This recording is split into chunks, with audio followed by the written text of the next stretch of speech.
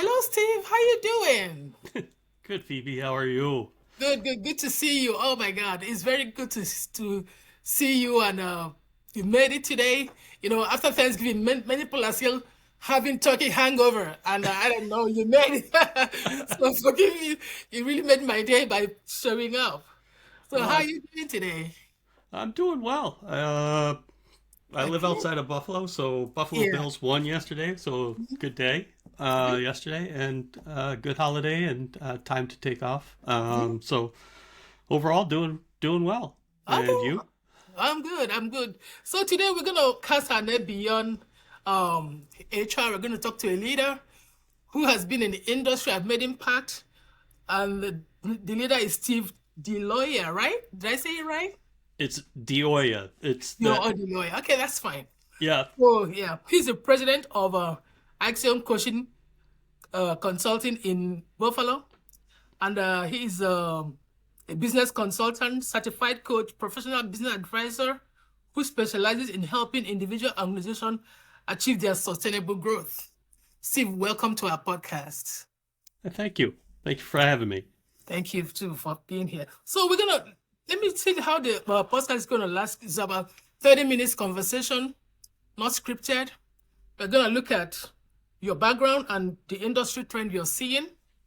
Then we discuss your current challenges and where you want Axiom LLC, Coaching LLC to be in 12 months. Then we'll finally wrap up by exploring if there's any necessary step, since we can do to move forward and where you want to be. Does that make sense? Yeah, perfectly. Is that a good use of our time today? Very good. Okay, awesome. So let's just dive in. So Steve, can you just share a bit about your role and how you fit into the bigger picture of Axiom Coaching LLC? So I'm the owner and president of Axiom Coaching. Mm-hmm. Um, I've been in the industry of manufacturing business for a little over 30 years. Awesome. And during that time, I got into consulting after a while and Mm-hmm. spent about 11 years at a consulting firm. And then after those 11 years, I was like, time to move on, do my own thing. Part of it was I really wanted to kind of um, use my coaching uh, certification and training during the uh, engagements with clients, and I wasn't really getting that from the consulting firm that I was working with. I still kind of don't do a lot of coaching engagements, but I employ the coaching training and techniques during the consulting that I do, or when I'm having conversations with owners, C-suite type executives. I kind of use that coaching background for that. So it was just a progression from, again, being in the business, getting my feet wet and getting some experience at a consulting firm, and then moving on to just having my own consulting firm. Awesome. So how does a typical day look like for you? Yeah. I don't think there is a typical day, but Okay. uh, and the reason I say that is just because I have a variety of clients Mm-hmm. and have expanded outside of the manufacturing world. Mm-hmm. So I have service providers, I have food manufacturers, I've done retail, I've done, um, uh, like I said, service providers of different services, Mm-hmm. and still do a large part in manufacturing. So each day can kind of be different based on the industry in which I'm working in Mm-hmm. or who I'm working with, but also, um, as you know, and probably many people who are listening or on watching, they know that each organization, each business, they have their own culture. They have Yeah. their own, almost their own way of talking, of Mm-hmm. behaving. So, and that's one of the reasons I kind of in my my career as before consulting, I would Mm-hmm. get bored very quickly, and this makes it very much more exciting to go in and while some of the challenges may be the same or the problems may be the same, they have to be handled differently because of that different culture, different atmosphere. Yeah. So it keeps it exciting. Okay, awesome. So what major shift are you seeing in your industry right now? Uh, the I think the biggest shift that I've seen, unfortunately, is the fear or the reluctance to um, weed out problem employees. Okay. And that shift has been a major shift, especially after COVID, due to the perceived, and sometimes it's perceived, sometimes it isn't, of the um, lack of people to employ, the lack of people in the workforce. So we have a shift in leadership being afraid of, oh, I can't get rid of that person because I have no one to replace that person. So that's been one mental shift that I've seen. Uh, the other one is, again, with leadership, and it's um, it seems to be more of a very short term focus. Uh, that's kind of always been the case, but it seems to have magnified again, sort of after COVID, of not planning, trying to play catch up, looking only at what's going to happen today and a couple of months down the road, as opposed to what's going to happen 3 years down the road or 5 years down the road. And again, the two kind of go hand in hand because you have a lot of the workforce that is getting close to retirement. And I already have a couple of clients that I'm helping them through this reorganizational structure because they have some key people who are going to retire in 3 years, Mhm. 5 years. And it's like you haven't trained or brought anybody up to take their place. Mm. So it's kind of all centered around this shift in, I think, employment and in hiring that has been the biggest mental shift that I've seen with businesses in general. Yeah, another thing I want to know, why do you think they're hesitant to weed out problem employees? Why do you think that?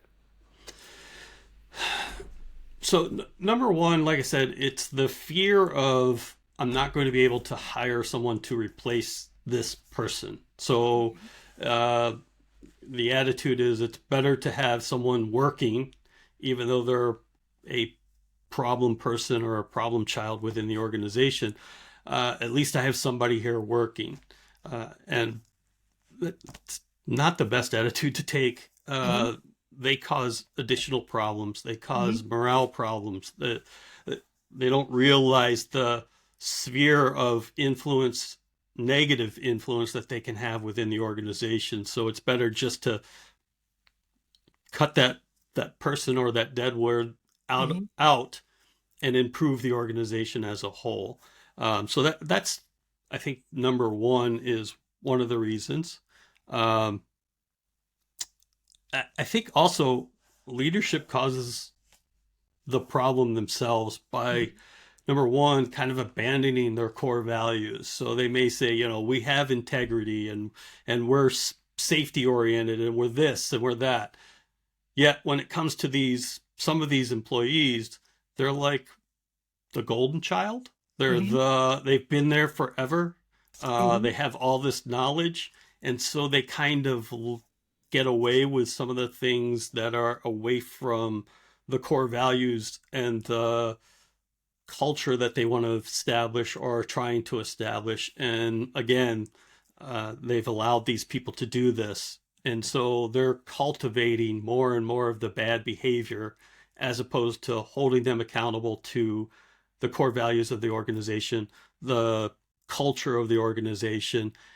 And additionally, when they bring new people in and espouse these core values and espouse this culture, and this is what we're all about, the new people either get frustrated and leave because they're like, that was all lies, it seems like, or they see what the other people are getting away with and kind of slide into that same. So you're still starting to bring the culture down even more because they're like, well, I guess the culture is really what these people are showing me. So I'm just going to join in that culture.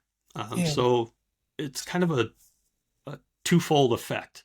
Yeah. Um, I don't see it rarely being hiring somebody bad. While that can happen, that's Mhm. much more, I would say, lower on the scale Mhm. than those other 2 points that happen and cause these issues to arise. Yeah. But do you ever see it as a leadership lack of growth or development in leadership? Because yeah, go ahead. That is definitely so. Yeah, throw Um, more light on that. Throw more light because that's your field. yes, so Mhm. um, definitely, and I think that's why some of um, the cultural issues arrive. Mhm. That the leaders themselves, Mhm. uh, and it can be a lot of times because I work with smaller or medium-sized companies. They've developed this kind of family atmosphere and they start to grow, and that family atmosphere does not work when you're growing. Yeah. You need to kind of step back, and leaders don't. They continue that. And I'm not saying you can't be friendly with your employees, but you have to start looking at them as employees, not as your best friends or, you know, uh, what makes it even harder, family members, if you do have, and that happens to, oh, well, that's my aunt's nephew or whatever. It's like, uh, bringing family in is a whole nother problem with it. The other issue too is of bringing up leaders within the organization Mhm. without training or mentoring those leaders to grow properly. Well, they have the knowledge about the company, about whatever service or product they're providing. So, that's just the natural step to bring them into a leadership role. Mhm. Well, you haven't trained them to be a leader. They haven't been trained to manage people. They haven't been trained to do anything that a leader really needs. Mhm. Uh, so they're managing the people, but they're not really mentoring and growing themselves or growing their people. Okay, Uh, awesome. Yeah, yep. that makes sense. Okay, how has AI impacted your business strategy at Axiom Coaching LLC? Have you ever tried anything AI? Uh, Slowly getting into AI, definitely, and helping some clients to use AI. Mm-hmm. There's To me, there's always the cautionary tale of using AI. Mm-hmm. It's still kind of in its infancy, for one. Mm-hmm. Number two, there are things that people still should do that AI can't. Mm-hmm. Um, so you have to balance that. And then the Mm-hmm. third thing is you really have to understand, it's great, people are like, oh, make my email better. Okay, you can use it to do that, but AI is much more powerful. But in order to make it powerful, you have to understand the right type of, I want to say, programming, whether it's you're writing the right question or whatever, or actually going in and programming the AI to do what it needs to do properly. And then the third thing is people don't validate it. So they'll Yeah. just stick things in, AI spits it out, and they take it as gospel. And it's like, you need to go in and double check Mm-hmm. and make sure that it's really producing what you want it to produce. So it's very powerful. Like I said, I'm using it myself for Axiom. Uh, and I'm helping clients use it, but there's always those caveats and warnings that, look, we got to put checks and balances in place for AI. Yeah. Okay. Makes sense. So what's working well for you right now and what has been frustrating? Uh, Working well is so getting more involved. Part of the local chamber of commerce, have been kind of doing more speaking engagements, getting in front of people, which has helped increase business. So business is working. That is working very well for me. The part that kind of isn't is the workload. So I do have uh, some subcontractors that I bring in to help with the workload. Mhm. But me, like everybody else, I'm having trouble finding employees to help uh, offload the workload so that I can work. And this is typical for people who start their own business and everything. You got to work your way out of working in the business and work on the business for it to continue to grow. And so trying to find that balance of doing the workload and doing the work that I need to do, um, and some of the work that only I can do, and then at the same time trying to find time to work on the business to continue it to grow. So it's right now that's where I am. It's the balance and trying to find again people to offload some of the work so that I Okay. can get out of working in the business, work more on sales, marketing, growing the business. Okay. Awesome. So, how do you currently measure success at Axiom Coaching LLC? I'm sorry, you broke up there. I say, how do you currently measure success Okay. at Axiom Coaching LLC? Um, so a couple of different ways. Obviously, Mhm. like most businesses, it's revenue, profits, that type of thing. But it's also for me, I keep track of repeat client business, Okay. uh, and not repeat in the sense of me coming back and doing the same thing for them again, but Hmm. hopefully moving up. So uh, Axiom does everything from what I call tactical, which is, hey, we just have a process that's broken. Can you come fix that process? Sure. To implementing systems like quality systems or other types of systems within the organization, all the way up to strategic planning, organizational transformation, um, executive coaching, leadership development. So to me, the other part of success is uh, not only growing and getting new clients, but the continuation relationship with clients, and that grows kind of vertically and horizontally. So if they brought me in on a process change and I improved it, then the next step is, we'd like you to help us with a system, and then we'd like you to help us with leadership development. So it's kind of a growth path um, of a bigger project that has a greater impact on the organization, and then we do try to track what that impact may be. Although sometimes it, depending on the project, it's kind of hard. Like quality system is very hard once you've implemented it. What's the impact? Yeah. Um, and you could do some measures, but it gets a little bit tougher on some of those. But again, it's profit and that continued develop of a relationship with the clients, and hopefully that again grows and is not just the same project over and over again. Okay. Makes sense. So, which metrics are you most focused on improving in your measuring your success? So for me, it's the vertical growth and horizontal growth within a client. That is definitely the one that I probably track the most. I do track obviously revenue, sales, all that kind of stuff, the financial side, but that's easy to track. For me, the more, like I said, the more important one is, okay, how many projects have I had with this client? And again, was it every 2 years? Was it every year? What's the gap between projects? And again, are we helping them doing the same thing, or are we growing with the organization and helping them grow with bigger projects? Like I said, organizational change and transformation as they're growing. Are we going in and helping them with something a little bit more impactful and strategic as opposed to the more tactical, just simple little projects? So that's what we really look at. Are we growing with the clients, and are they growing with us? So there's a mutual growth there. Awesome. Okay. Where do you want Axiom Coaching LLC to be in the next 6 to 12 months?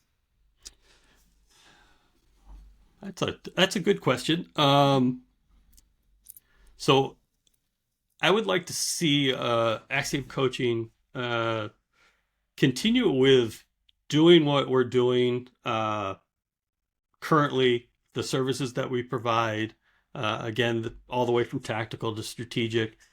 I would like to see, though, us growing and putting material out there that is available either on our website or whatever that will people can leaders can tap into so that they can have some kind of like online training or online help if they're facing something, and also expand into more speaking engagements to reach instead of reaching like one or two leaders or the owner of a company.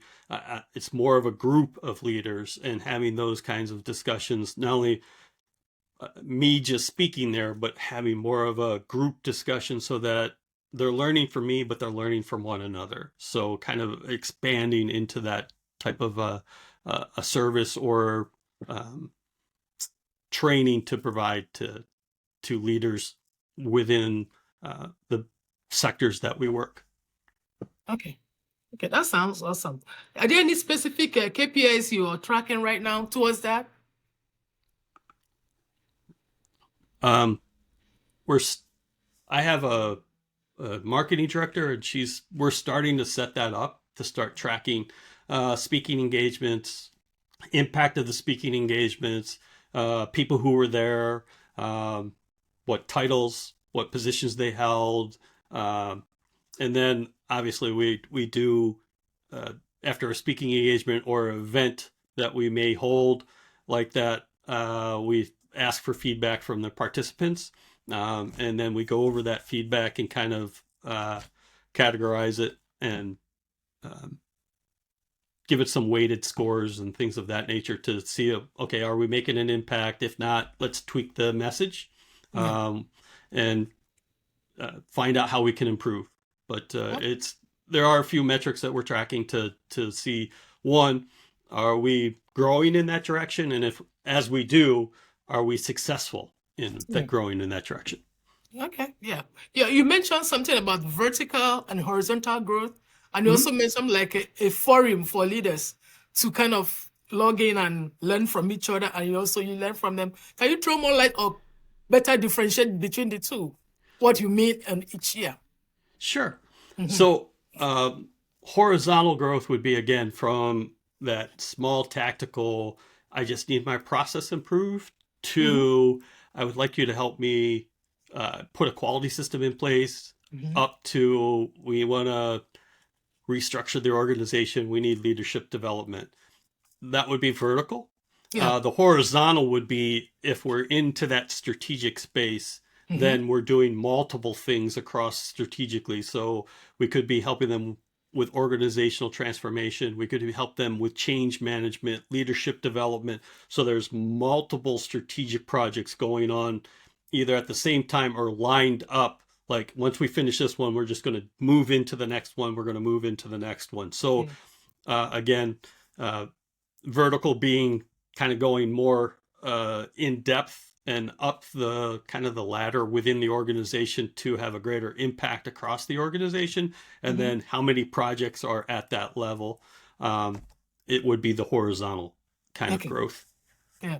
How about the leadership forum kind of? I don't know if that's what you mean, where leaders can come, log in and learn more, and you also learn from them. Well, what do you? I don't know. I'm just calling it forum. I don't know, but just throw more light on that. So, the idea is to have kind of and we're starting to, like I said, line up these events, and whether they'd be virtual or in person or combination. What we want to do is not just have a speaking engagement or an event where, okay, yeah, I'm going to speak and just tell you some knowledge so you can learn. Those are good. I think what's more impactful for leaders is to present some information and then have a discussion with the leaders within that group. So they're not just learning from me, but they're learning and I'll probably learn as well. But we're all learning together from different aspects, different perspectives, different personalities, different challenges that people may Yeah. be facing that are related to the topic that we're discussing. Yeah. So it's, to me, that's more a larger growth in a shorter period of time, as opposed to, again, just going to a speaking engagement, listening to somebody, learning from them. You'll probably retain, you know, different studies say how much you'll retain, but that's less retention than actually having a discussion and kind of challenging one another, where now people are involved Yeah. as opposed to just listening. So that active involvement will now increase the amount of information they're going to retain, and hopefully they'll grow, like I said, faster and in a shorter period of time. Okay, that's awesome. That makes sense. So if you have a magic wand to fix just one thing in Axiom Coaching LLC that is holding you back or slowing you down, what would that be? That would be me not having enough people to do some of the work that I'm doing so that I can focus on these growth areas for the business. So I'm working too much in the business and not being able to work on the business for these growth opportunities that I'm talking about. And it's another thing that not only my marketing person and myself, but I've been talking with some of the other subcontractors that I hire, and trying to see how we can work that out and get that moving forward so that I can have more people doing the work that I need to do now. They can take that over, and I can work on this plan, Yeah. this wish, this hope, and dream to have these types of events. Okay. Okay. If this process, if it works out, your plan works out or your magic wish works out, what does it unlock for you and Axiom Coaching LLC? Twofold. So we'll start with the first one, which is kind of selfish. Hopefully it would then increase our business and show that Axiom Coaching has a lot of expertise, a lot of knowledge, and that would include some of my subcontractors that I might bring into these speaking type engagements, and working sessions, but that we have a very broad knowledge. We have a lot of experience. We know what we're talking about. But the bigger thing for me is, and it comes from my leadership side and my leadership development and helping other leaders grow. That's the whole thing, is adding value. And that's what Axiom is here. We want to add value to businesses, especially small to medium-sized businesses, because that's the backbone of the economy.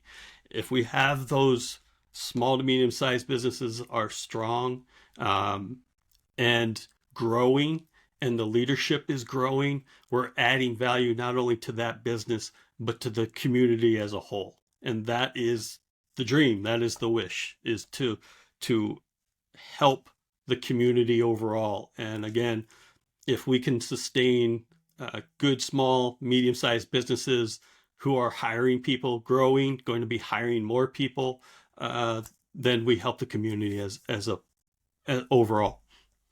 Okay. Thank you very much for your time, Steve, and we really enjoy your insight. And I know it's very valuable for younger generation that are into leadership. They're going to learn a lot about it. So thank you once again for sharing your insight on our podcast.